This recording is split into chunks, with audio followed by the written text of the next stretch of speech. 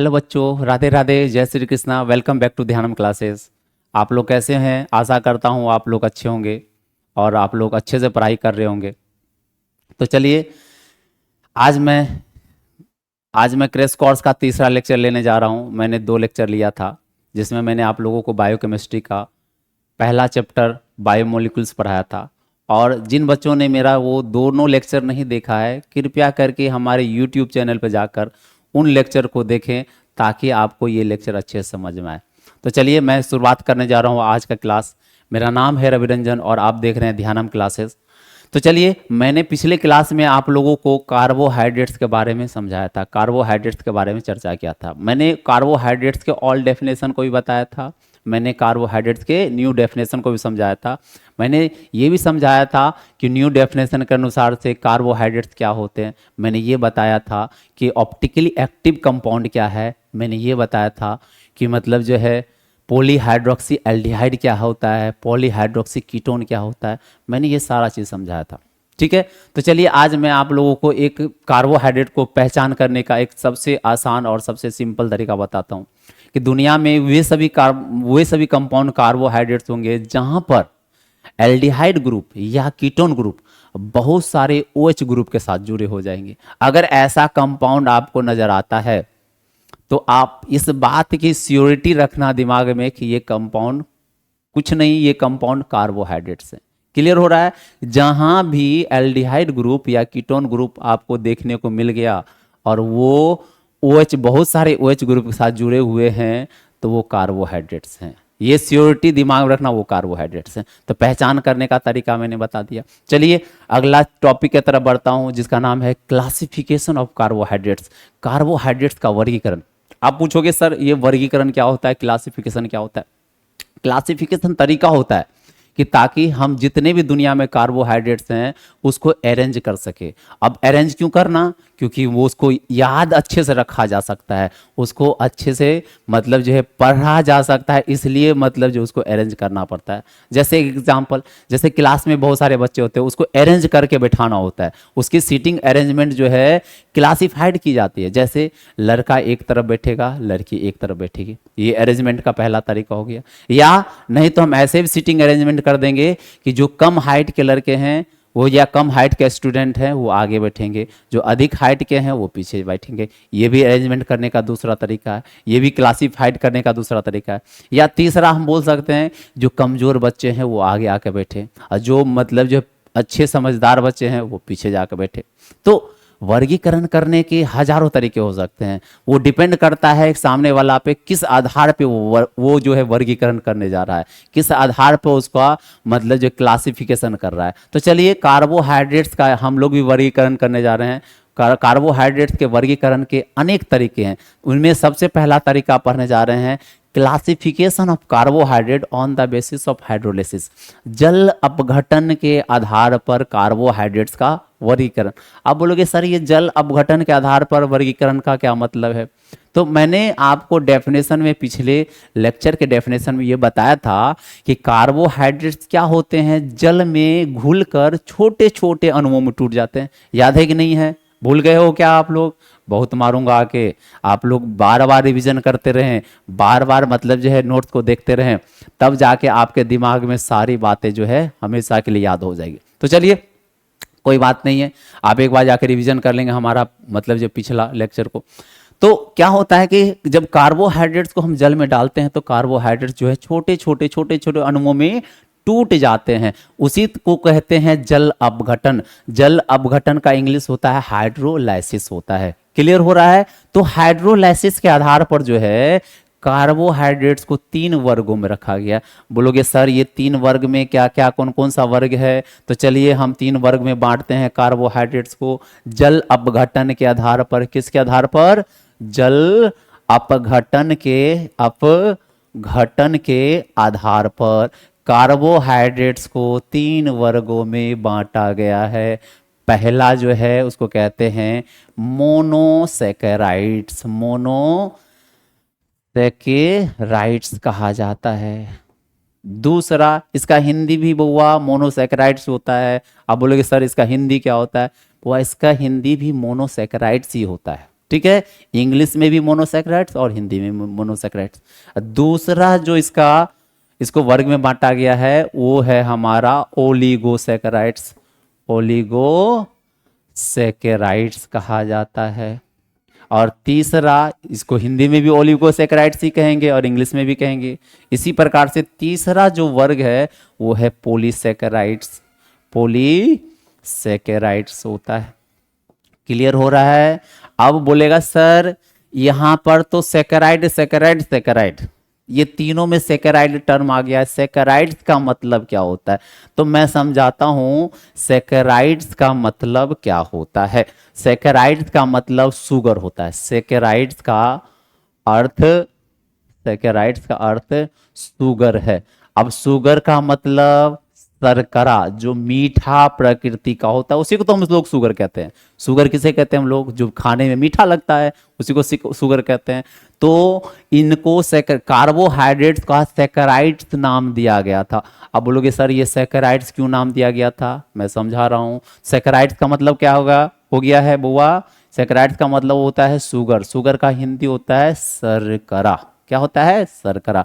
मतलब जो है आप ये पूछोगे सर इसका नाम सैकेराइड्स क्यों डाला गया, इसको शुगर क्यों कहते हैं? क्योंकि बेटा ये याद रख लेना, दुनिया में जितने भी कार्बोहाइड्रेट्स हैं 90% कार्बोहाइड्रेट्स ऐसे हैं जो मतलब स्वीट इन नेचर के होते हैं। स्वीट इन नेचर मतलब वो मीठे प्रकृति के होते हैं। कैसे होते हैं? स्वीट इन नेचर होते हैं, मीठे प्रकृति के होते हैं। मतलब उसको आप खाओगे तो मीठा स्वाद लगेगा, इसलिए इसका नाम शुगर रखा गया। इसलिए कार्बोहाइड्रेट्स को सैकेराइड्स भी कहा जाता है। कार्बोहाइड्रेट्स का नाम क्या है? सैकेराइड्स है। सैकेराइड्स का अर्थ होता है वो खाने में मीठा लगता है, इसलिए हम लोग उसको शुगर का नाम देते हैं। और 10% ऐसे कार्बोहाइड्रेट्स हैं जो मीठे प्रकृति के नहीं होते, जो मीठा नहीं लगता है, मीठे नहीं होते हैं, उसको हम लोग कहते हैं नन शुगर। क्या कहा जाता है? और 90% जो मीठा है उसको कहते हैं शुगर। आप यहां पे जो दोनों कार्बोहाइड्रेट देख रहे हो ये मीठे प्रकृति के हैं, मीठे प्रकृति के हैं। स्वीट इन टेस्ट, इनका टेस्ट कैसा होता है? मीठा होता है। इसलिए ये कौन से शुगर हो गए? इसको कहा जाता है शुगर, क्योंकि ये मीठा लगता है, इसलिए दोनों क्या हैं? शुगर कहलाते हैं। लेकिन ये तीसरा जो हमने कहा है पॉलीसैकेराइड्स, ये मीठे प्रकृति के नहीं होते हैं, इसको कहा जाता है नन शुगर। इसको क्या नाम दिया गया है? Non sugar. क्यों बेटा इसको नन शुगर क्यों कहते हैं? क्योंकि ये मीठे नहीं होते हैं। आपको समझ में आ रहा है कि नहीं आ रहा है? आ रहा है ना? आप स्क्रीनशॉट ले सकते हैं। एकदम अच्छे से याद रख लेना कि कार्बोहाइड्रेट्स का मतलब सैकेराइड्स और सैकेराइड्स का मतलब मीठा टेस्ट में। अगर वो मीठा टेस्ट में है तो वो कार्बोहाइड्रेट्स हैं। दुनिया में 90% कार्बोहाइड्रेट्स स्वीट इन टेस्ट होते हैं, मीठे नेचर के होते हैं, इसलिए उसका नाम सैकेराइड्स दिया गया है। और 10% ऐसे कार्बोहाइड्रेट्स हैं जो मीठे टेस्ट के नहीं हैं, इसलिए वो नन शुगर कहा जाता है। नन शुगर में एक ही नाम आता है पॉलीसैकेराइड्स। आप बोलोगे सर इसके एग्जाम्पल दो आप, तो मैं पढ़ता चलूंगा एक एक करके और उसके बारे में एग्जाम्पल देता चलूंगा। तो चलिए हम लोग पढ़ने जा रहे हैं मोनोसैकेराइड्स। क्लियर हो गया है? तो देखिए मोनो का मतलब होता है जिसमें एक शुगर के अणु होंगे। कितने शुगर के अणु होंगे? एक। मतलब यह केवल और केवल एक, मतलब जो है शर्करा के अणु से मिलकर बना है। इसमें केवल एक शुगर के मॉलिक्यूल्स प्रेजेंट हैं, इसलिए इसका नाम है मोनोसैकेराइड्स। यहाँ आप नाम पता ही है, मोनो का मतलब हो जाएगा, आप लोग जानते हो मोनो का मतलब होता है एक। मोनो का क्या मतलब होता है? एक। मतलब एक है मोनो का मतलब। और हमने सैकेराइड्स का मतलब अभी जस्ट बताया था शुगर, जिसमें एक शुगर के अणु उपस्थित हो उसको कहते हैं मोनोसैकेराइड्स। अब इनको पढ़ो, इनका डेफिनेशन पढ़ो क्या कहता है। इसमें एक शुगर के मॉलिक्यूल्स होते हैं, उसको मोनोसैकेराइड्स कहते हैं। और यह दुनिया का सबसे सरलतम कार्बोहाइड्रेट है, याद रख लेना। इससे छोटा दुनिया में कोई कार्बोहाइड्रेट नहीं है। कार्बोहाइड्रेट्स का जो सबसे सरलतम रूप है, सबसे मतलब जो है हम बोल सकते हैं सिंपल फॉर्म होता है, सिंपलेस्ट फॉर्म है, वो है मोनोसेक्राइड्स। क्लियर हो रहा है, समझ में आ रहा है ना? अच्छे से समझना, ध्यान एकदम हमारे तरफ रहना चाहिए, इधर उधर ध्यान आपका नहीं भटकना चाहिए। क्लियर है? चलो, तो ये दुनिया का क्या है, सबसे सरलतम कार्बोहाइड्रेट्स होते हैं।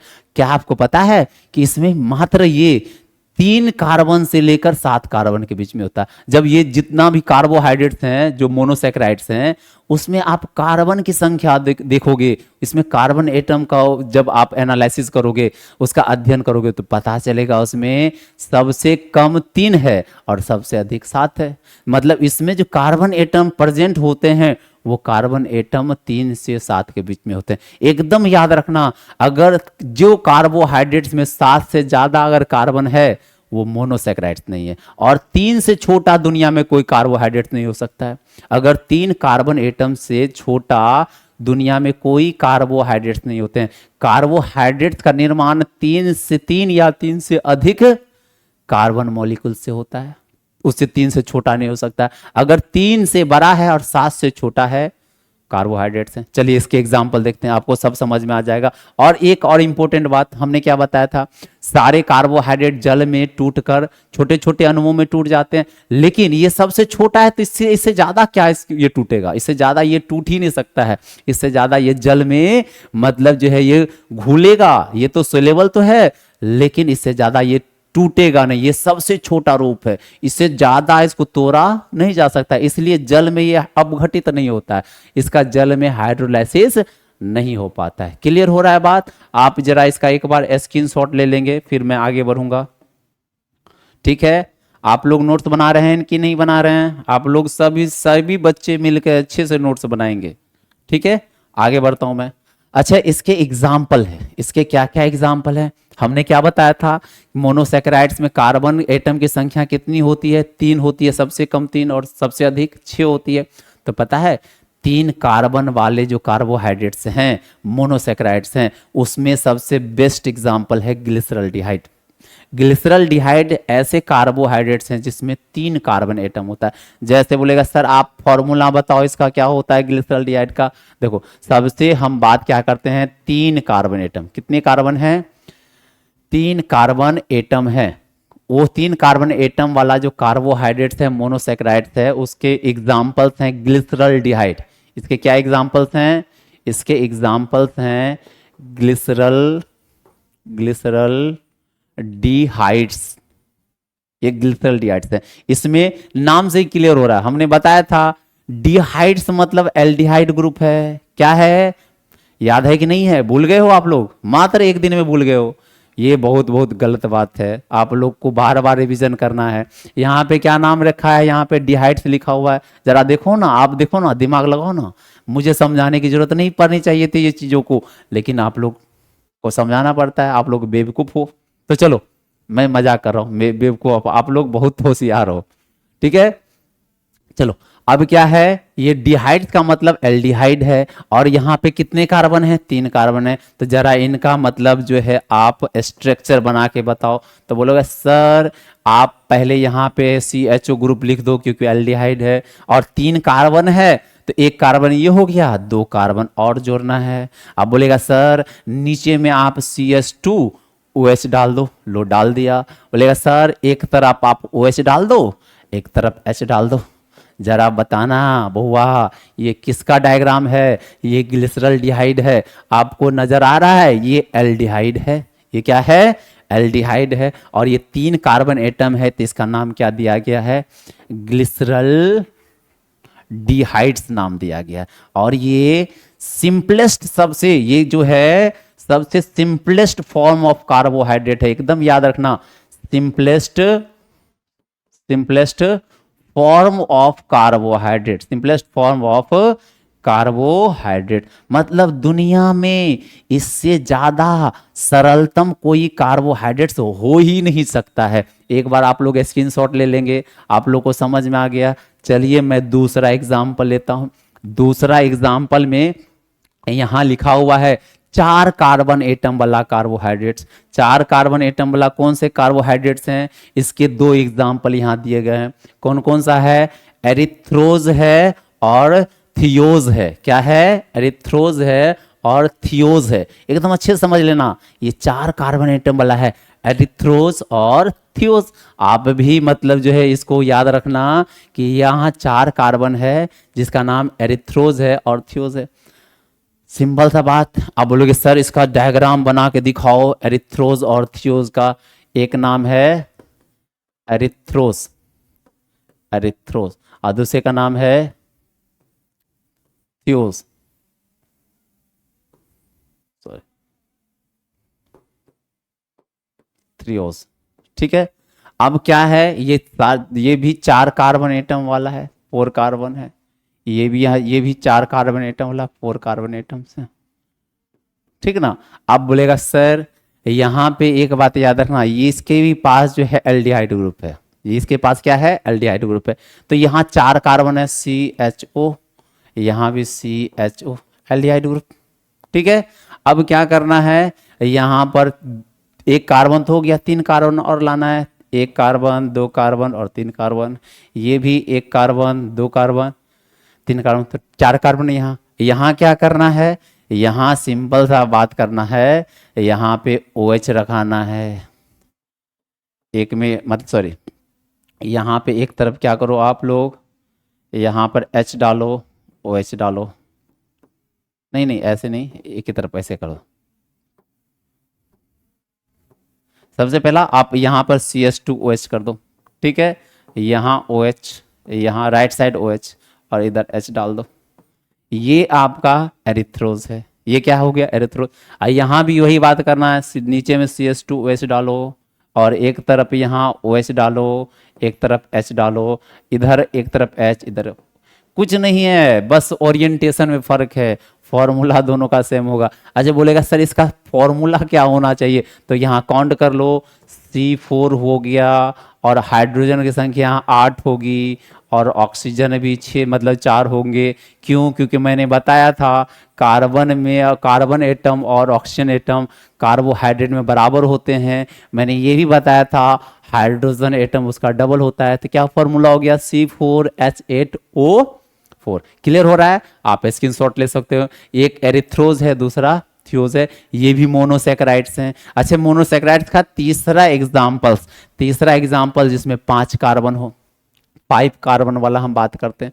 5 कार्बन वाला जो कार्बोहाइड्रेट्स होते हैं उसके बेस्ट एग्जाम्पल हैं ribose sugar, ribose sugar, ribose sugar, ribose sugar. Ribose sugar को हम लोग कहते हैं पेंटोज शुगर।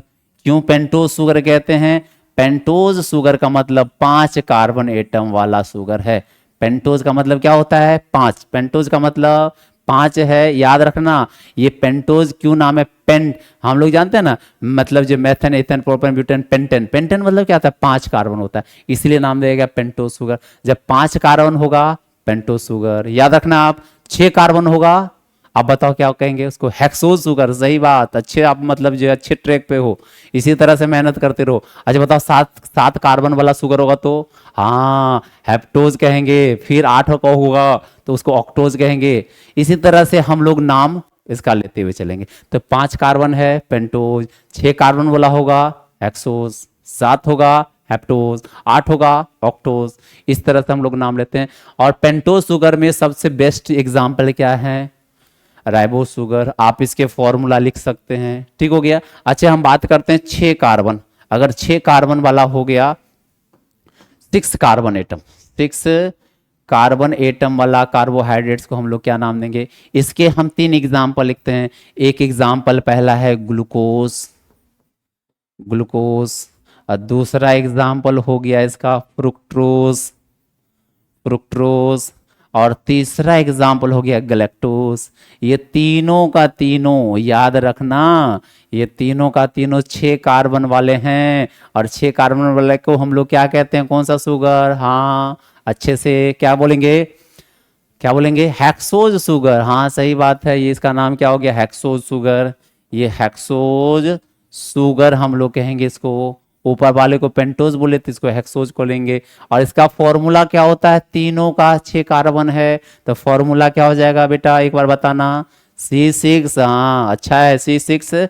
H कितना होगा, डबल 12 हो जाएगा। और ऑक्सीजन कितना होगा, 6 हो गया। तो जरा बताना, क्या आपने लोग ये 10th क्लास में नहीं पढ़े थे फॉर्मूला C6H12O6? याद आ रहा है? 10th क्लास याद आ रहा है कि नहीं आ रहा है? हाँ, वहाँ पे हम लोगों ने मतलब जो पढ़ाया था, हम लोगों ने पढ़ा था कि ग्लूकोज का फॉर्मूला C6H12O6 है। अब आपको पता चल गया है क्यों इसका फॉर्मूला C6H12O6 है, क्योंकि इसमें 6 कार्बन वाले होते हैं। तो सबसे पहला हमने ये समझा कि मोनोसैकेराइड्स क्या होते हैं। मोनोसैकेराइड्स के हम लोगों ने एग्जाम्पल्स देखा। हमने ये बताया था मोनोसैकेराइड्स जितने भी हैं वो सबसे कम कार्बन एटम 3 है, सबसे अधिक 6 है, सबसे अधिक 7 है। और 7 से अधिक होगा तो मोनोसैकेराइड्स नहीं होगा। तो इस बात को हम लोगों ने पढ़ लिया है। तो यहाँ पे हम लोगों ने देखा राइबोज कौन सा है, 5 कार्बन वाला है, इसको हम लोग कहते हैं पेंटोज शुगर 5 है। इसी तरह से हम लोग 6 कार्बन वाले मतलब जो है कार्बोहाइड्रेट की बात करते हैं। 6 कार्बन वाला क्या है, ग्लूकोज है, फ्रुक्टोज है, गलेक्टोज है। इसमें कितने कार्बन है, 6। फॉर्मूला याद रहेगा सबका, हमको लिखना बता दिया था हमने कि कैसे इसके फॉर्मूला लिखा जाएंगे। मतलब कार्बन हाइड्रोजन ऑक्सीजन से बनना है, जितना कार्बन होगा उतना ऑक्सीजन होगा, उसका डबल कर देना आप लोग ऑक्सीजन, उसका डबल कर देना हाइड्रोजन को। अगर 3 कार्बन है तो वहां पे C3H6O3 हो जाएगा। 4 है तो ऐसे करके आप लोग लिखते रहना, 5 है तो उसको भी लिख सकते हैं, 6 है तो उसको भी लिख सकते हैं। तो आई थिंक आपको ये समझ में आया होगा। समझ में आ रहा है कि नहीं आ रहा है? बोर तो नहीं हो रहे हो आप लोग? हाँ, बोर भी नहीं होना है, कुछ कुछ खाते रहो, बिस्किट इस्किट मतलब अपने पास रखो, थोड़ा सा टॉफी वॉफी अपने पास रखो, बीच बीच में एनर्जी मिलना चाहिए, तभी जाके आपका पेट भरेगा, तो मन शांत होगा, कंसंट्रेशन बनेगा। नहीं तो आप लोग के दिमाग बहुत भटकाव है, मैं जानता हूँ बाबा रे बाबा, स्टूडेंट लाइफ में बहुत भटकाव रहता है। आप लोग इधर उधर नहीं भटकना है, ठीक ना, सिर्फ पढ़ाई पे ध्यान देना है। चलो हम बात करते हैं। अभी जस्ट हमने इसका डायग्राम बनाया था, याद है कि नहीं है? एरेथ्रोज का बनाया था। एरेथ्रोज में कौन से ग्रुप हैं बेटा, ये देखो अच्छे से देखो, कौन से ग्रुप हैं, एल्डिहाइड। इसमें भी कौन से हैं, थियोज में कौन से हैं, एल्डिहाइड। याद आ गया, ये एल्डिहाइड ग्रुप वाले हैं। अब बताओ कितने कार्बन है, 1, यहाँ 2, यहाँ होंगे 3 और ये 4, 4 कार्बन हो गए। यहाँ पे HOH ग्रुप है, लास्ट में क्या है, CH2OH। यहाँ क्या है, यहाँ भी मतलब जो है HOH का बस पोजीशन चेंज हो गया है, बस ये दोनों सेम ही तो है। फर्क क्या है, फर्क है पोजीशन। ये इधर OH इधर लटका हुआ था, हमने हटा के इधर कर दिया, बस पोजीशन का फर्क है। मोलिकुलर फॉर्मूला दोनों का सेम है, थियोज बोलो या एरिथ्रोज दोनों का सेम है, और ये मोनोसैकेराइड्स हैं। ठीक है, चलो आगे चलता हूं। अगला है ओलिगोसैकेराइड्स। आप बोलोगे सर ये ओलिगोसैकेराइड्स क्या होता है? ओलिगोसैकेराइड्स बताए थे, मोनोसैकेराइड्स में कितने शुगर के अणु थे, एक। ओलिगो में क्या होता है, जिसमें 2 से अधिक शुगर के अणु निकले, उसको हम क्या कहेंगे, ओलिगोसैकेराइड। बोलेगा सर 2 से अधिक कितना? 2 से अधिक होना चाहिए, लेकिन 9 से कम होना चाहिए। यहाँ पे कार्बन एटम की बात नहीं कर रहे हैं बेटा, याद रखना, यहाँ कार्बन एटम की बात नहीं कर रहे हैं, यहाँ शुगर के अणु की बात कर रहे हैं। शुगर वहां पे 1 था, यहाँ पे शुगर अणु 2 से अधिक होना चाहिए, 2 या 2 से अधिक हो और 9 से कम होगा। ऐसे कार्बोहाइड्रेट्स को हम लोग ओलिगोसैकेराइड्स कहते हैं। यहाँ क्लियरली लिखा हुआ है ओलिगोसैकेराइड्स का मतलब क्या, जिसमें मतलब इसमें क्या होते हैं, 2 से 9 तक के शुगर के अणु पाए जाते हैं या इसमें होते हैं। क्लियर है?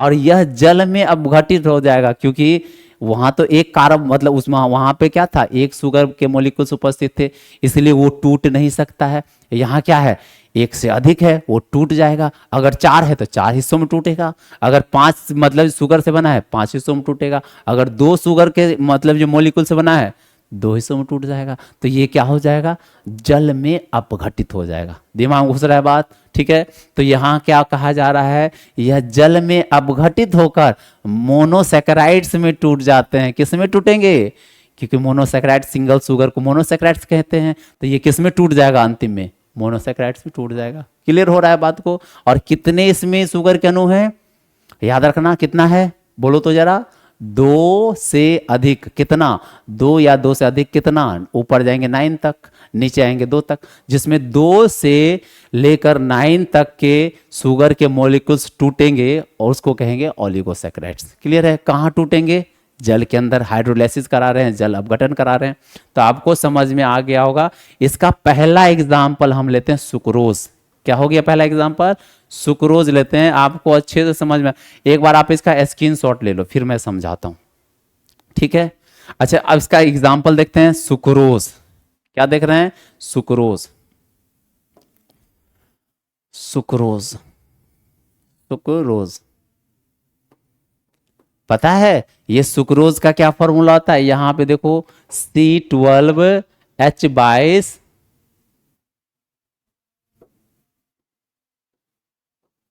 O11। ये क्या है? शुगर के फॉर्मूला है, ठीक है?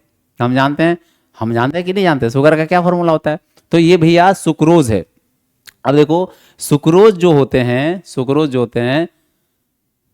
ग्लूकोज और फ्रुक्टोज में टूट जाते हैं। किस में टूटते हैं? अगर आप इसको, ये 2 शुगर के अणु से मिलकर बना है। कौन कौन से शुगर के अणु से मिलकर बना है? इसको बनाने वाला जो शुगर के अणु हैं, शुगर के मॉलिक्यूल्स हैं, 2 हैं, और इसलिए 2 है तो इसको हम डाइसैकेराइड्स भी कहते हैं। डाई मतलब 2, मोनो मतलब 1। अगर 2 शुगर के अणु है डाइसैकेराइड कहेंगे, 3 शुगर के अणु है ट्राइसैकेराइड्स कहेंगे। क्लियर हो रहा है बात? समझ में आ रहा है कि नहीं आ रहा है? अगर 1 शुगर के अणु है उसको मोनोसैकेराइड्स कहेंगे, 2 शुगर के अणु से बना होगा तो डाइसैकेराइड, डाई मतलब 2। अगर 3 शुगर के अणु से बने होंगे उसको क्या कहेंगे? ट्राइसैकेराइड्स कहा जाएगा। क्लियर हो रहा है बात? तो चलो इसको हम देखते हैं कि भैया ये शुगर जो है, सुक्रोज जो है, जब आप इसको जल में अपघटित करोगे, किस में अपघटित करोगे? वाटर हाइड्रोलाइसिस करेंगे। यहाँ पे H2O में हम हाइड्रोलाइसिस करते हैं। हाइड्रो का मतलब ये होता है जल में, H2 लिखने का जरूरत भी नहीं था, चलो लिख दिए, कोई बात नहीं। इसको जब हम हाइड्रोलाइसिस करते हैं तो ये सुक्रोज जो है 2 अणु में टूट जाता है। एक का नाम है ग्लूकोज, ग्लूकोज, और दूसरे का नाम है फ्रुक्टोज। नाम क्लियर हो रहा है? दूसरे का नाम क्या है? फ्रुक्टोज। ग्लूकोज का भी फॉर्मूला C6H12O6 और फ्रुक्टोज का भी फॉर्मूला मतलब C6H12O6। क्लियर हो रहा है? बिल्कुल ठीक है। अच्छा, आप बोलोगे सर इसको याद रखना है क्या? हाँ याद रखना है। अच्छा, हमको याद रखने का तरीका बता देता हूँ। यहाँ क्या लगा है लास्ट में? रोज। आप लोग जानते होंगे गुलाब, और गुलाब से आप लोगों को याद आ रहा होगा क्या? गुलाब किसको देते हैं अपने लोग? गुलाब जो है ये रोज, रेड रोज जो है, हम जानते हैं ना। यहाँ से G निकालो, ग्लूकोज से क्या निकल गया? G निकल गया। और फ्रुक्टोज से क्या निकल गया? F निकल गया। तो बताओ ये क्या हो गया? GF, girlfriend. मतलब जो है, अरे वो वाला गर्लफ्रेंड नहीं, मतलब लड़की भी दोस्त हो सकती है, सिंपल दोस्त हो सकती है, तो उसको गुलाब दिया जाता है। तो याद रख लेना, इससे याद रखने का आसान तरीका, आप भूल नहीं पाओगे, ठीक है? सुक्रोज, रोज मतलब गर्लफ्रेंड को देना, जी मतलब ग्लूकोज, एफ मतलब फ्रुक्टोज, याद रहेगा, ठीक है? तो इसको कहा जाता है, ये जो होते हैं सुक्रोज, ये सुक्रोज जो होता है ये डाइसैकेराइड्स होते हैं। कैसे नेचर के होते हैं? डाइसैकेराइड्स होते हैं। ये याद रखेगा, ये क्या है? ये डाइसैकेराइड्स हैं। ये डाइसैकेराइड्स होते हैं। डाइसैकेराइड्स मतलब जिसमें 2 शुगर के अणु होंगे तो क्या होंगे? ये डाइसैकेराइड्स होंगे, ठीक है? इसी तरह से हम दूसरे एग्जाम्पल पर चलते हैं। दूसरा एग्जाम्पल इसका हो सकता है, सुक्रोज देख लिए, एक होता माल्टोज, लैक्टोज, ये सब मतलब जो है, तो आपके मतलब जो है बोल सकते हैं हम, ये किसके उदाहरण हैं? ओलिगोसैकेराइड्स के। माल्टोज का भी सेम फॉर्मूला, माल्टोज लैक्टोज का सेम फॉर्मूला, क्योंकि यही शुगर है। हम जानते हैं शुगर का फॉर्मूला क्या होता है? C12H22O11, ये शुगर का फॉर्मूला होता है। अगर हम माल्टोज को हम वाटर लाइसिस मतलब जो है मतलब हाइड्रोलाइसिस करेंगे तो माल्टोज ग्लूकोज प्लस ग्लूकोज में टूट जाता है। माल्टोज किस में टूट जा रहा है? ग्लूकोज प्लस ग्लूकोज में टूट जा रहा है। उसी प्रकार से लैक्टोज, लैक्टोज को भी जब हाइड्रोलाइसिस करते हैं तो ये ग्लूकोज प्लस गैलेक्टोज में टूट जाता है, ग्लूकोज प्लस गैलेक्टोज में टूट जाता है। चलो हम इसको एकदम अच्छे से समझाते हैं, ये तीनों उदाहरण को, तीनों एग्जाम्पल को समझाते हैं। हमने क्या बताया? सुक्रोज बताया है एक में, और दूसरा क्या है? माल्टोज है। क्या है? माल्टोज है। माल्टोज में भी जब हम हाइड्रोलाइसिस करते हैं ग्लूकोज और गैलेक्टोज में टूट जाता है। किस में टूट जाता है? ग्लूकोज और गैलेक्टोज में टूट जाता है ये माल्टोज। ठीक है, यहाँ पे क्लियर हुआ है। ग्लूकोज सॉरी गैलेक्टोज में नहीं टूटता है, ग्लूकोज और ग्लूकोज में टूट जाता है। माल्टोज जो है ग्लूकोज और ग्लूकोज प्लस ग्लूकोज में ये टूट जाता है। अगर हम बात करते हैं माल्टोज के अलावा हम बात करते हैं लैक्टोज की। लैक्टोज ये ग्लूकोज और गैलेक्टोज में टूट जाता है। ग्लूकोज प्लस गैलेक्टोज में ये टूटकर बिखर जाता है। अब बोलोगे सर ये माल्टोज क्या होता है, लैक्टोज क्या? भैया ये कार्बोहाइड्रेट्स हैं। अब आपको हम एक जनरल फैक्ट्स की बात बताते हैं। अब जैसे हम खाते हैं घर में शुगर, ये जो सुक्रोज होता है, ये सुक्रोज इसको हम लोग कहते हैं टेबल शुगर। जो हमारे घर में शुगर पाया जाता है ये इसी की रूप का हम मतलब जो क्रिस्टल फॉर्म में निकाल लेते हैं, वो है हमारा घर का शुगर। तो घर का शुगर का नाम दिया गया है टेबल शुगर। क्या कहते हैं इसको? Table sugar. सुक्रोज को क्या किस नाम से जाना जाता है? टेबल। घर में खाया जाने वाला शुगर कौन सा है? सुक्रोज खाते हैं। याद होगी आपको, घर में इस्तेमाल करने वाला शुगर कौन सा है? सुक्रोज है। और सुक्रोज का ही हम सॉलिड क्रिस्टल फॉर्म के रूप में निकाल लेते हैं, जिसको हम लोग चीनी कहते हैं। अब ये सुक्रोज मिलेगा कहाँ से? हम लोग जानते हैं कि भैया गन्ने के जूस से निकाल के हम लोग मतलब चीनी को तैयार करते हैं, शुगर को तैयार करते हैं। तो ये गन्ने का जो रस है उसमें क्या पाया जाता है? सुक्रोज। ये पिछले साल मतलब जो है बोर्ड एग्जाम में भी पूछा जा चुका है कि भैया मतलब जो है सुक्रोज हम किन पौधों से प्राप्त करते हैं? तो यह इसका आंसर क्या हो गया? गन्ने से प्राप्त करते हैं। सुक्रोज क्या है? घर में इस्तेमाल होने वाला शुगर, टेबल शुगर। हमारे घरों में जो शुगर है वो यही शुगर है। ठीक है, ये कहा जाता है टेबल शुगर। ठीक है, और ये कहाँ से मिलेगा आपको? शुगर केन से प्राप्त होता है। कहाँ से मिलता है ये? शुगर केन से प्राप्त होता है। अच्छा, एक दूसरा शुगर है जिसका नाम है लैक्टोज। लैक्टोज, लैक्टोज का मतलब होता है जो मिल्क से प्राप्त होता है। लैक्टोज का मतलब क्या है? लैक का मतलब होता है मिल्क। तो बुआ ये याद रखना आप लोग, लैक्टोज जो होता है मिल्क शुगर कहलाता है। जो अपने लोग दूध पीते हैं ना, मिल्क शुगर, तो बुआ दूध में जो मीठापन लगता है उसी मीठापन का कारण है लैक्टोज। अच्छा, आप लोग खीर बना के खाए होगे। अगर बहुत सारे जगह पे ऐसे खीर बनाए जाते हैं जिसमें बहुत सारा खीर बनता है, जिसमें एक जरा पानी का इस्तेमाल नहीं होता है, और उसमें देखना आप वो चीनी भी नहीं डालता है, वो फिर भी खीर खाने में बहुत ही बेहतरीन और मीठा लगता है। क्यों लग रहा है? क्योंकि उसके अंदर क्या है? मिल्क है। हम लोग जो दूध पीते हैं, दूध में जो मीठा स्वाद आता है वो यही है। क्या नाम है भैया? लैक्टोज है। ये क्या है? लैक्टोज है। अच्छा, तीसरा ये हो गया। एक होता है फ्रुक्टोज। क्या होता है? फ्रुक्टोज। अब बोलोगे सर ये फ्रुक्टोज क्या करता है? फ्रुक्टोज भी शुगर है। ये फ्रूट में पाया जाने वाला शुगर है। किस में पाया जाने वाला है? फ्रूट शुगर कहते हैं। फ्रूट शुगर का नाम दिया जाता है। हम लोग जो फल खाते हैं, ये मतलब जो आम के दिन में वो मतलब लाल लाल वो मीठे मीठे आम जो है, क्यों खाते हैं? बच्चों को ज़्यादा पसंद होता है मीठा। और ये मीठा, ये फ्रूट जो है, आम जो है, इसमें जो मीठापन का कारण है शुगर है। दुनिया में जितना भी फल है उसकी मीठेपन का कारण क्या है? ये मतलब फ्रुक्टोज है। तो हम पूछेंगे फ्रूट शुगर के नाम से जाने जाने वाला कौन कंपाउंड है, कौन से कार्बोहाइड्रेट हैं? तो फ्रुक्टोज। पूछेंगे कि मतलब जो लैक्टोज को कौन सा कौन सा शुगर कहा जाता है? तो मिल्क शुगर कहा जाता है। हमारे घर में इस्तेमाल होने वाला कौन सा शुगर है? सुक्रोज है। क्लियर हो रहा है कि नहीं हो रहा है? तो चलो, आपने यहाँ पे देखा और कार्बोहाइड्रेट्स के बारे में समझा कि कौन सा कार्बोहाइड्रेट क्या करता है। अच्छा, एक और है रेफिनोज। रेफिनोज क्या होता है कि रेफिनोज को जब आप वाटर में डालोगे, ये ग्लूकोज में टूटेगा, साथ साथ में फ्रुक्टोज में टूटेगा, साथ साथ में गैलेक्टोज में टूटेगा, तो ये तीनों में टूट जाता है। इसलिए ये जो रेफिनोज होते हैं, रेफिनोज को कहा जाता है ट्राइसेकेराइड्स। इसका नाम दिया गया है ट्राइसेकेराइड्स। क्यों ट्राइसेकेराइड्स इसको बोलते हैं? क्योंकि जब इसका हम हाइड्रोलाइसिस कराते हैं तो ये गैलेक्टोज में टूटेगा, ग्लूकोज में टूटेगा और फ्रुक्टोज में टूटेगा।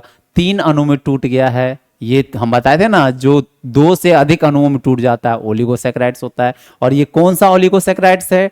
ट्राइसेकेराइड्स है। ये दोनों कौन सा है? ऊपर में ये दोनों है, हम बात करते हैं, बताए थे ना डाइसैकेराइड्स, दो में टूट गया। माल्टोज जो है ग्लूकोज प्लस ग्लूकोज में टूट गया। हम दूसरा हम बात करते हैं लैक्टोज, ग्लूकोज और गैलेक्टोज में टूट गया। सुक्रोज याद होगा, सुक्रोज मतलब रोज, याद है कि नहीं है, GF, ग्लूकोज और फ्रुक्टोज। क्लियर हो गया कि नहीं हुआ? आप लोग जरा इसका एक बार स्क्रीनशॉट ले लेंगे और अपने नोट्स में उतार लेंगे। क्लियर है? चलिए आगे बढ़ते हैं। अगला है पॉलीसैकेराइड्स। क्या है? पॉलीसैकेराइड। अब पॉलीसैकेराइड्स किसको कहेंगे? जिसमें मतलब जो शुगर की संख्या 9 से अधिक मिले। अब बोलेगा सर कहां तक? जहां तक मिल जाए वो हमारा क्या हो जाएगा? पॉलीसैकेराइड्स होगा।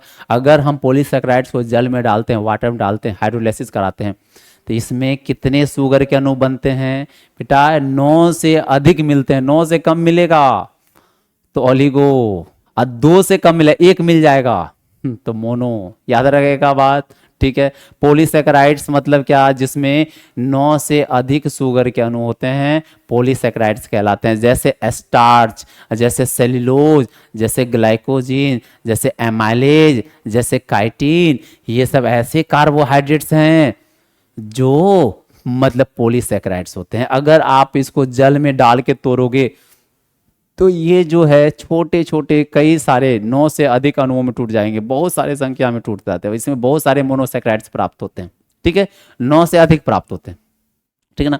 क्या क्या एग्जाम्पल है इसका? स्टार्च। अब हम जानते हैं कि हम जो चावल मतलब हम जो मतलब जो है हम आलू खाते हैं उसके अंदर स्टार्च पाया जाता है। हम जानते हैं स्टार्च जो है मतलब सॉरी प्लांट का है, स्टोर फूड होता है। स्टार्च क्या होता है?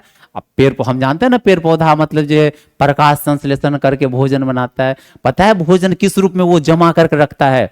स्टार्च के रूप में। याद रख लेना बेटा, ये बात आप लोगों ने क्लास 10th में पढ़ा है कि नहीं पढ़ा है मुझे नहीं पता है, लेकिन वहां पे पढ़ने के लिए था कि जब पेड़ पौधा खाना बनाता है कार्बोहाइड्रेट्स के रूप में, जमा करके रखता है किस रूप में? स्टार्च के रूप में। कहाँ कहाँ जमा करके रखता है? तो जड़ में जमा करके रखता है, पत्तियों में रखता है, तनाव में रखता है, बीजों में रखता है, फलों में रखता है। और उसी पत्ती तना बीज को हम लोग खाते हैं जिससे हमारे अंदर एनर्जी मिलता है। समझ में आ रहा ना? तो ये स्टार्च जो है प्लांट स्टोर फूड होता है, प्लांट स्टोर फूड होता है, क्योंकि प्लांट में भोजन जो जमा होता है वो स्टार्च के रूप में होता है, ठीक है। क्लियर है? पूछा जाएगा स्टार्च में भोजन किस रूप में जमा होता है, सॉरी प्लांट में भोजन किस रूप में जमा होता है? स्टार्च के रूप में होता है। क्लियर हो रहा है कि नहीं हो रहा है? पेड़ पौधा अपना भोजन स्टार्च के रूप में जमा करता है। बोलेगा सर हम लोग किस रूप में जमा करते हैं? हम लोग करते हैं ग्लाइकोजीन के रूप में। किसके रूप में? ग्लाइकोजीन के रूप में हम लोग जमा करते हैं। और ये है एनिमल स्टोर फूड। क्या है? Animal store food. जैसे हम लोग का जितना डाइट होता है अगर उससे एक्स्ट्रा खा लेते हैं, जैसे मान लो आपका हमारा पूरा दिन का डाइट 4 रोटी है और हमने 2 रोटी एक्स्ट्रा खा लिया, तो वो जमा हो जाएगा किस रूप में? स्टार्च के रूप में जमा हो जाएगा, सॉरी ग्लाइकोजीन के रूप में जमा हो जाएगा। और जब कभी भी हम लोग भूखे रहेंगे तो हमारा शरीर उसका इस्तेमाल करेगा, ठीक है। क्लियर हो गया है? आप इसका एक बार स्क्रीनशॉट ले लेना और आप इसका नोट्स तैयार कर लेना, ठीक ना। चलिए मिलते हैं अगले क्लास में, तब तक आप लोग खुश रहें, हंसते रहें और अच्छे से पढ़ाई करें, ठीक है। धन्यवाद।